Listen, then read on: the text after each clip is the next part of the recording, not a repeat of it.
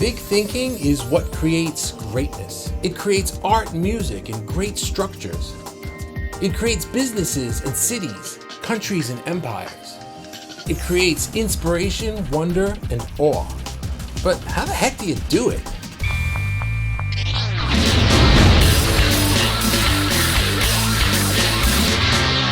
Let's take a look at a day in the life of a typical entrepreneur. You wake up and you get ready for work. You start to think of all the things you have to accomplish or take care of that day. You plan out your day with a to-do list, tasks, calls, meetings, all the stuff that has to get done in the day-to-day operations of your business. And then it happens.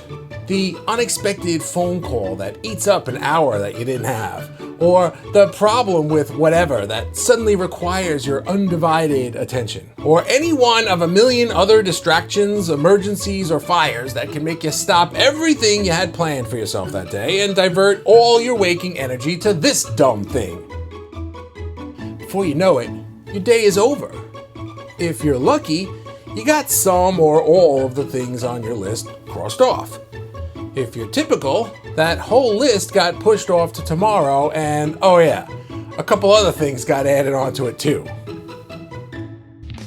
Either way, this is small thinking, and to some extent or another, we all do it. It's so easy to get distracted by the small things because they're loud and they're right in front of your face. Daily emergencies and even just the mundane stuff you have to do every day can all seem much more important than they really are in the moment. Now, by contrast, the larger vision you have for your business, it remains quiet and patient. It sits in the background, not making waves and certainly not jumping around like some great big catastrophe might. The daily stuff comes and goes. It's fleeting.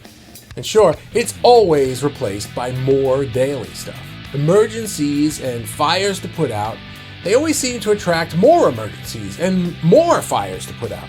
And if you're not careful, not deliberate, not awake, you might end up wasting weeks or months, years, or even decades constantly working on the small stuff, wondering why your business never achieved the lofty goals of your vision. Visions need to be tended to. Dreams need nurturing. You do that by stepping outside of the day-to-day stuff, finding some time every day if possible to get quiet with yourself and think big. Wait a minute, how much time? 15 minutes? An hour? 2 days every week? And what does get quiet with yourself even mean? So what?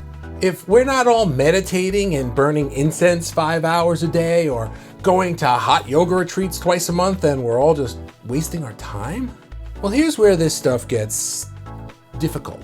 Because what works for me might seem ridiculous to you, and vice versa. Personally, I do a bunch of different things depending on whatever mood I'm in. They all work, but they don't all always work. So in no particular order, personally, I might meditate for 15 minutes. That's all it takes is just 15 minutes to literally stop thinking about all the daily garbage you have going on. That's what quiet the mind means. Stop thinking about that thing. Now, I like a guided meditation because it gives me something to listen to and therefore something different to think about. But sometimes I can't. My mind is racing and I just can't stop thinking. So maybe a change of scenery might help. Go for a walk or go out to lunch. Have a conversation with somebody completely removed from whatever it is you're thinking about. Sometimes I like to write. I have a journal on my desk where I can just write. Just write. Sometimes by writing, you have to slow down the thought process because you can't write as quickly as you can think.